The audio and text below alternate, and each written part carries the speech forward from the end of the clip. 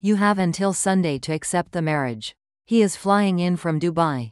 He is 13. You will learn to love him. My mother said it over tea like it was a casual decision, like she was choosing paint color for the guest room. I was 33. I paid taxes. I designed medical software that helped surgeons track cancer growth in real time. But apparently, in this house, I was still just a womb with a clock ticking. It was my grandfather's funeral. That was the only reason I was even in Houston, standing in the same living room I had run away from at 18. The rugs were still the same blood-red Persian designs, the walls still crowded with oversized wedding portraits. Every time I passed one, I saw the same thing. Brides with empty eyes, children in silk dresses holding hands with grown men. I had only been in the house for 2 hours when my mother pulled me aside into the dining room. Her voice was soft but sharp, rehearsed like a prayer. Fatir is smart. His family has money. This will settle everything. When I asked what everything was, she simply looked at me and said, "The blood has to be paid.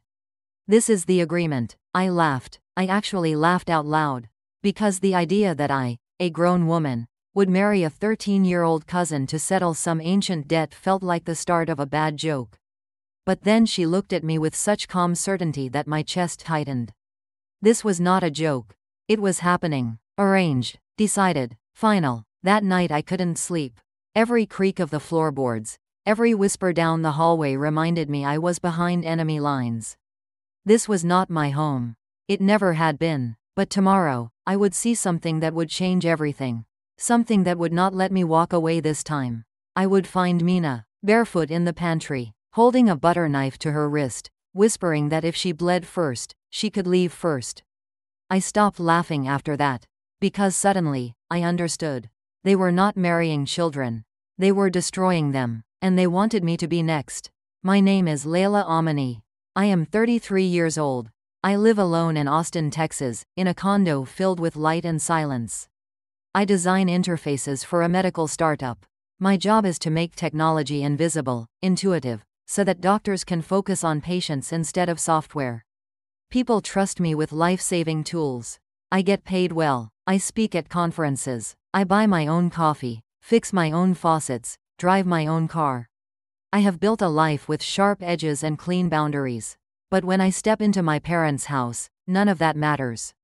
To them, I am still unclaimed property. I was born in the US, but my family came from the mountains between Iran and Afghanistan. My father calls it the land of warriors. My mother calls it the land of honor. I call it the place where girls are buried in their wedding dresses. My upbringing was a strange tightrope. American freedom on one side, ancestral chains on the other. I wore jeans to school and abayas to family dinners. I learned to speak perfect English in public and flawless Farsi in whispers. As a child, I used to win awards for math competitions and spelling bees. But at home, none of that mattered. What mattered was silence, obedience, purity. My cousins and I were raised like dolls on a shelf. Pretty, quiet, untouched. If you spoke too loudly, you were warned. If you laughed too freely, you were watched. And if you bled too soon, you were married. I started breaking rules early. I questioned things. I read too much. I stayed out too long. By the time I was 17, I knew I couldn't stay. I got into college in Chicago, left without a word, and only returned once a year. Births, deaths, weddings. Never more than 48 hours. Until now. This time, it was different. My grandfather's death was the kind of event that called the whole bloodline home. Cousins I hadn't seen in a decade flew in from 3 continents.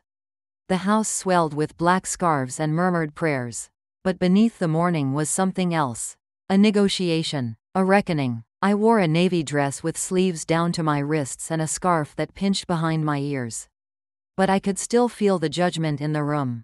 Eyes measuring my waist, my bare hands, the absence of a wedding band.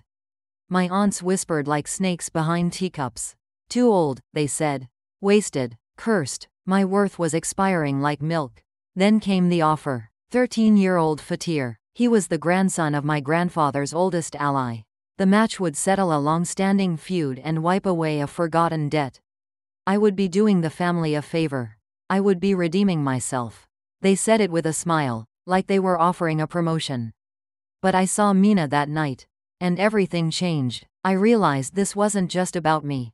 It was about every girl in that house. Every daughter raised to be sacrificed. I looked around and saw children pretending to be women. And I knew then, if I didn't fight back, I was as guilty as the rest of them. I found Mina by accident. I had gone to the kitchen to get a glass of water.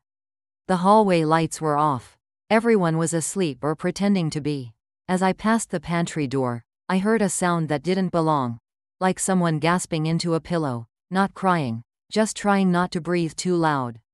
I opened the door slowly, expecting to find a cat or maybe a child sleepwalking. Instead, I found my 12-year-old cousin kneeling on the floor, barefoot, her arms wrapped tightly around her knees, holding a dull butter knife like a dagger.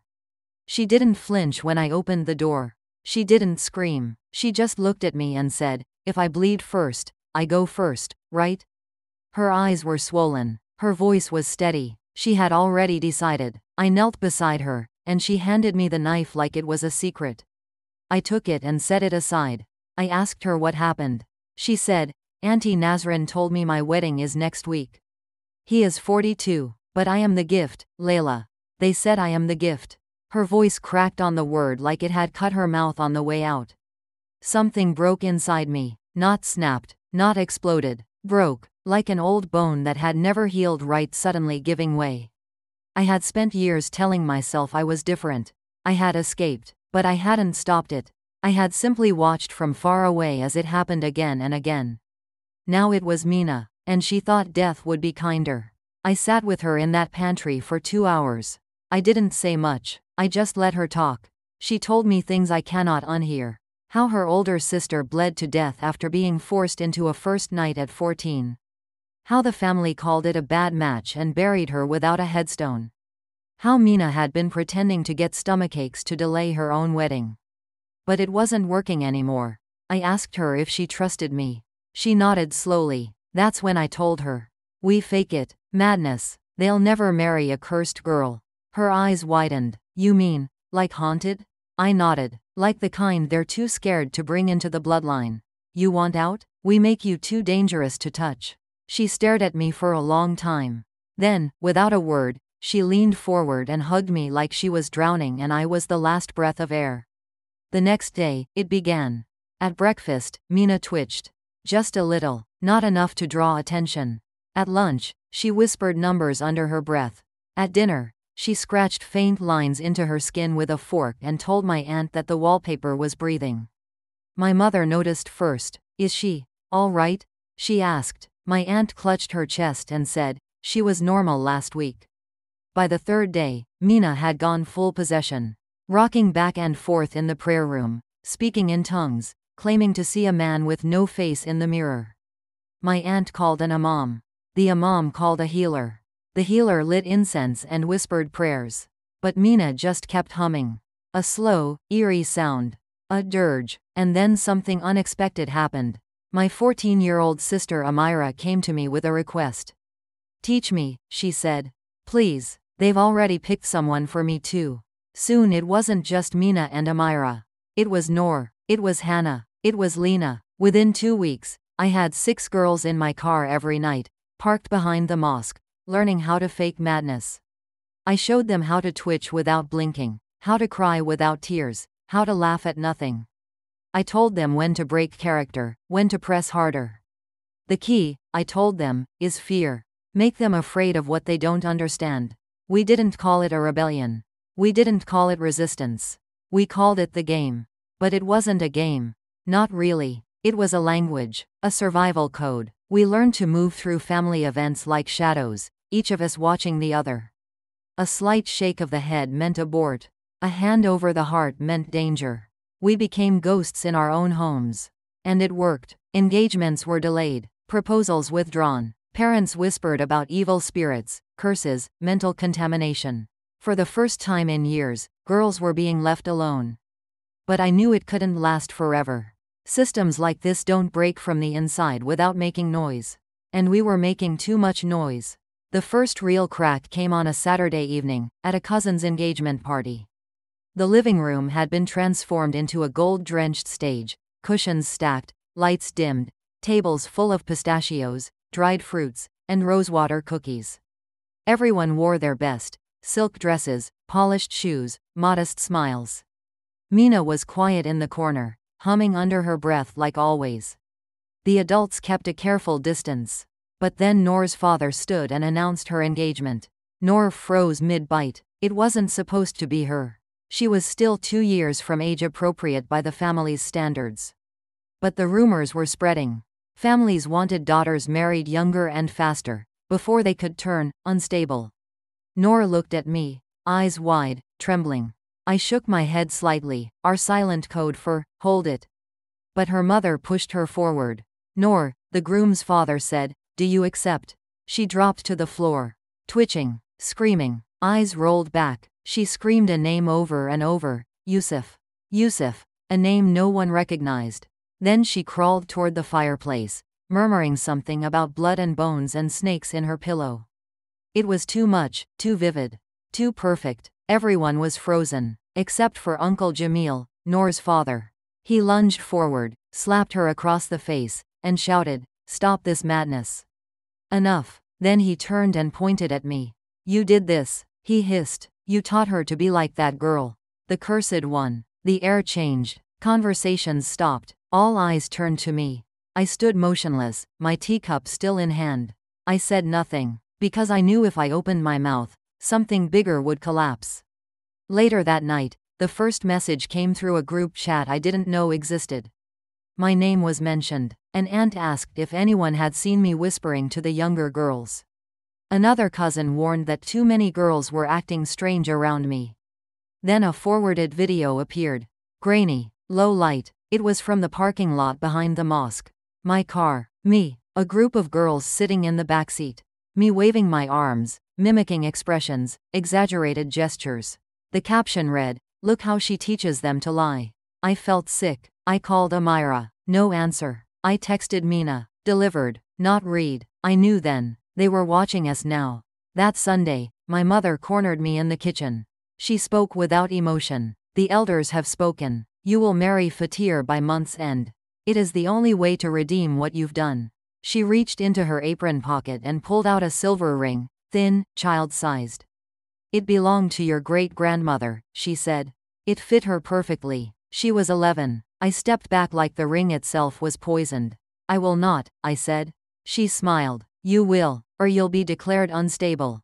You will be removed from the girls. From the family. From your own rights. I laughed bitterly. You think you can just rewrite my life? She didn't blink. We've been rewriting girls' lives for generations. You're not special. That night, I gathered everything: photos, audio recordings, screenshots of chat logs, wedding contracts I had stolen from unlocked drawers. I made copies, hid flash drives in 5 separate places. I wasn't going down alone. But before I could do anything else, it happened. Mina. She had been quiet for days. Too quiet. I should have known. That night, at another family dinner, she stood up, walked calmly into the center of the room, and said she needed water. No one noticed her left hand, the one curled tightly into her sleeve. She collapsed before she reached the kitchen, screaming, foam at her lips, her body convulsing. She had taken pills, too many. The panic was instant. Women screamed, men shouted. My mother fainted. I pushed through the chaos and dropped beside her. How many? The paramedic barked. 20, maybe more, I said. She has asthma. She's allergic to sulfa. Her heart rate drops fast when she's scared. The medic looked up sharply. You're a doctor? No, I said. I just pay attention. As they lifted her onto the stretcher, something fell from her hand. A flash drive, labeled in neat handwriting, insurance. The room went still. I looked up, at the stunned faces, at Uncle Jamil, at my mother, at the elders clutching their prayer beads. Every one of them knew what that flash drive meant. And I saw fear, real fear, not of madness, not of demons, but of exposure, of the truth. The ambulance doors slammed shut, and Mina was gone. The flash drive sat in a paramedic's gloved hand, its presence like a silent explosion. Someone had finally dropped evidence. Real, physical proof, not stories, not whispers, not curses. That night, I didn't sleep. I stayed up transferring files from my laptop, making backups, encrypting documents. I knew what was coming. At sunrise, they came. Not police, not strangers, family, 3 uncles, 2 cousins, and my mother, flanked by them like a queen ordering an execution. They did not knock. They entered my apartment using a key I had forgotten they had. My mother was calm, her eyes cold. "We gave you a chance," she said. "You chose war." My uncle stepped forward and dropped a folder onto the table. Inside, printed screenshots, manipulated photos, excerpts from my private journals, twisted. "You've been coaching young girls in your car. Late at night, unchaperoned. At your age. Do you know how that sounds?" My cousin asked, his tone sharp, rehearsed. They weren't here to threaten. They were here to discredit. To silence. The story was being rewritten again, only this time I was the predator. Not the protector. I was the one corrupting young minds, not the one showing them how to survive. I tried to fight back with logic, with evidence, but they had something else: time. They had spent years building this backup plan. My mother calmly opened a box I hadn't seen her carry in. My old journals from high school. Except now, mixed between the pages I had written, were new ones. Dozens of pages describing strange thoughts, fantasies about younger girls. Written in handwriting almost identical to mine, but off just enough. Forensics might prove it forged. But by the time that happened, the damage would be done. "We kept these for your protection," my mother said. "We knew you might turn one day. Better we have control of the story than outsiders." I couldn't breathe. I asked, "Why?" And she smiled, the saddest smile I had ever seen. "Because no one helped me either." That broke something deeper than rage. I realized then my mother had not escaped either. She had been groomed, sold, silenced. And somewhere inside, she had learned survival meant betrayal. Even of her own daughter. Before they left, they took my phone, my backup drives. But they missed the cloud sync. They missed the hidden device in my coat pocket. I still had a way out. Or so I thought. The next day, I tried to visit Mina. The hospital turned me away. Her father had filed for full medical guardianship. I was no longer on her visitor list. At the front desk, the nurse looked at me kindly but firmly and said, "Family only." I almost laughed. That word had lost all meaning. Meanwhile, messages flooded in from the girls. 3 had been pulled out of school. 1 was being sent to Jordan. Another, Noor, was now locked in a basement. "They say it's for our safety," she texted. "Until we're stable again." The madness we created to protect them was now being used as a cage. They were being isolated, institutionalized, discredited. Exactly what we feared, but something shifted that evening. A nurse, young, kind-eyed, named Priya, slipped me a note as I left the hospital. It was scribbled on a sticky tab, wrapped around a lollipop. It read, "Meet me in the staff parking lot. Midnight." I went. She was waiting in her car, engine running. "I know what they're doing," she said. I saw Mina's chart. Bruises, internal injuries, but no one's reporting it. Her father controls everything, even the psychiatrist. Then she handed me something. A manila envelope. Inside, copies of Mina's scans, signed psychiatric reports with blank symptom fields, and a marriage certificate. Dated for Mina's 15th birthday. The groom's name was familiar. A family ally from overseas. It wasn't just a marriage. It was payment. Mina was being traded. Blood for silence. "They've done this before," Priya whispered. "Dozens of times. Across states. 3 families. 1 system." And suddenly it all made sense. This wasn't a broken tradition. It was a business. A structure. A pipeline. Every time we saved one girl, they replaced her with another. Younger. Quieter. Hungrier for approval. Madness wasn't a strategy anymore. It was evidence against us. A file in a system that labeled us mentally unstable, incapable of consent, incapable of truth. And I knew what would happen next. They would institutionalize Mina. They would say I triggered her breakdown. They would bury her in medication until she forgot. Until she became compliant. Until her silence was complete. And the flash drive? Already spinning into doubt. Forged, they'd say. Planted. And then, they came for me. A social worker. A court officer. A letter from the district attorney's office. Accusations of grooming minors, inappropriate influence, emotional manipulation. My job put me on unpaid leave. My landlord received a complaint. My bank account was frozen. I had become the villain. They didn't need to kill me. They just erased who I was. My only chance now was the network I had built. The girls, the madness, the code. If we could turn their weapon into a shield, again, maybe, just maybe, we could survive. But survival was no longer enough. Now we needed to expose them. Not just with emotion, but with proof. I had one move left. One. And it was dangerous. Uncle Jamil, the man orchestrating Mina's marriage and the puppet strings of this family network, kept records. I knew that because I had seen him once in the middle of the night typing away in his study. Surrounded by old ledgers, hard drives, flash drives. I remembered the exact drawer he locked before I walked in. I remembered because it was the first time I'd seen a marriage certificate with a bride's birth date beginning with 20. I needed to get into that drawer. The problem was I had been declared mentally unstable by then. A conservatorship petition was in motion. If I was caught, I'd never see daylight again. So I didn't go through the front door. I slipped through the back. The same way I used to as a child, sneaking out to avoid morning prayers. His study window was cracked. He was careless. That night he had been celebrating something. Maybe Mina's silence. Maybe my erasure. I got in. I found the drawer. Locked. I used a knife to pop it open. Inside were contracts. Dozens. Some dated years back. Some just days old. Most with signatures from girls under 14.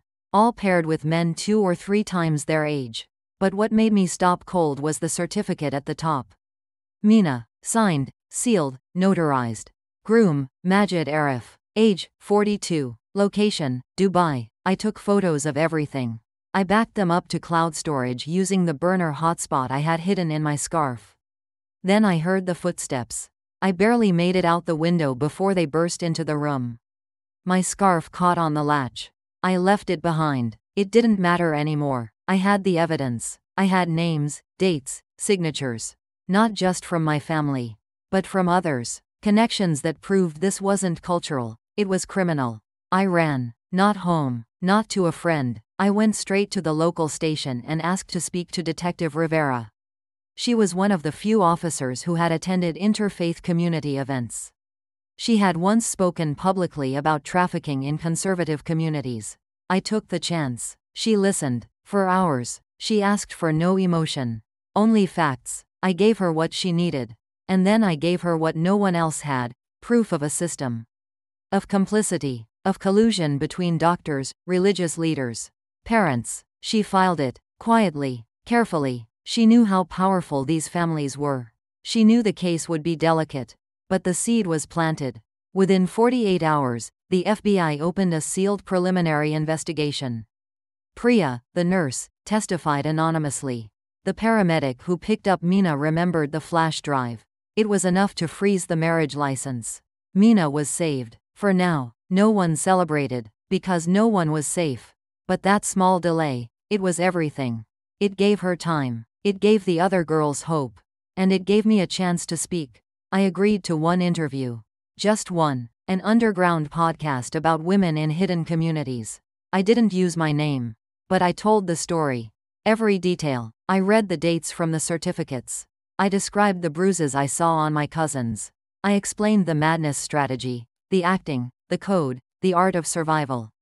The episode aired quietly, but it spread like wildfire in places the authorities could never reach. Whisper networks, community centers, backchannel support groups. The madness became a method. Soon, other girls began performing too. In cities I'd never been to. Families that weren't mine. They copied our code, our rituals, our stories. The system began to shake. Not collapse, but tremble. And that was enough to start something. The truth was now out there. On paper, on tape, on USB drives hidden in hairbrushes and headscarves. My name was still smeared. My bank accounts were still frozen. My job was gone. But I had won a small, sharp piece of ground. And sometimes, in wars like these, that's all you need. Just enough ground to fight from. 2 months later, I received a postcard. No name, no return address, just a photograph. A young girl in a graduation cap, smiling shyly, clutching a high school diploma. In the corner of the frame, almost invisible, stood Mina. Free, alive, and behind her, far in the blurred background, was a figure with glasses and a navy scarf, me. From years ago, it must have been taken from one of our old family gatherings. Someone remembered, someone sent it. That single image told me more than 1,000 words. She was safe, and I was still part of her memory. Not as a victim, not as a patient, but as a shield. After the investigation gained momentum, my name was never officially cleared, but my charges were dropped without explanation. The family never spoke to me again. Not a single one. My mother moved in with an aunt overseas. My sister Amira was sent to a religious school. But before she left, she mailed me a candy wrapper folded into a crane. Inside, she wrote in pencil, "I still remember the codes. I still remember you. I moved to Oregon. Quiet town, coastal wind. I got a job as a UX consultant for a public health project. Nothing fancy, no pressure, but meaningful. On weekends, I taught storytelling workshops at a women's center. Not to retell trauma, but to reframe it. We turned pain into parables, wounds into weapons." One of the women, older, maybe 52, once asked me during a session, "How do you forgive a mother who never protected you?" I didn't have a polished answer. I just said, "You don't. But you stop letting her define the kind of woman you are now." We sat in silence after that. A good silence. That's what I've learned. Silence is not always complicity. Sometimes, it's recovery. Sometimes, it's resistance. And sometimes, it's the only space left where a girl can remember her own voice before the world taught her to whisper. These days, I no longer try to fix everything. I help one girl at a time. One story at a time. And I teach them the code. Not the madness. The real code. The one that says, you are not alone. You are not cursed. You are not weak. The scariest thing a family member ever told me was not that I had to marry a 13-year-old child. It was that I had no choice. But I did. And now, because of that, other girls do too.